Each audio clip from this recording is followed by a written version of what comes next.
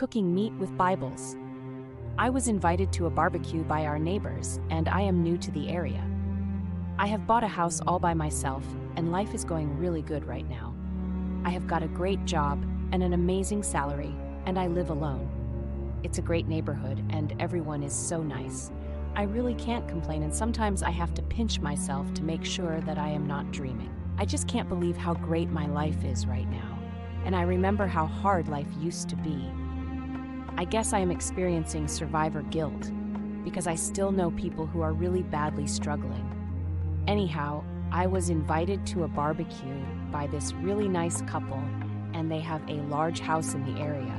Their house was extremely nice, and when I went in, I was impressed by the decor. There were other guests in the garden, and when I went into the garden, I introduced myself to the other guests.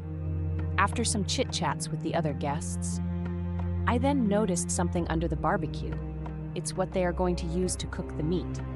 They are not using coal or any kind of cooking oil. They are using Bibles. Not just Bibles, but other objects that relate to the Abraham's religions. They are also using the Quran and the Torah to cook the meats. They are not going to burn the holy books, but they simply put the meat onto the holy books, and the meat started cooking itself, started roasting. And this was against all logic, because how can these holy books and Abrahamic objects be able to cook the meat when no fire is involved? Everyone else was just talking casually, and I was just staring at this impossibility.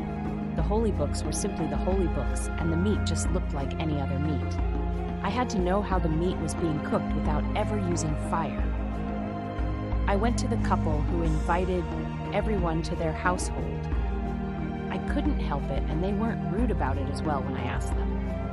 They took me to a large closed-off closet, and they had all sorts of things tied up in there. The things they had tied up in there was a vampire and a man who was possessed by a demon.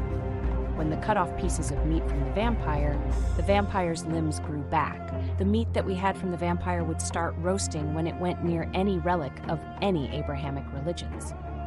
The demon-possessed can't regrow its limbs, but the demon is keeping him alive.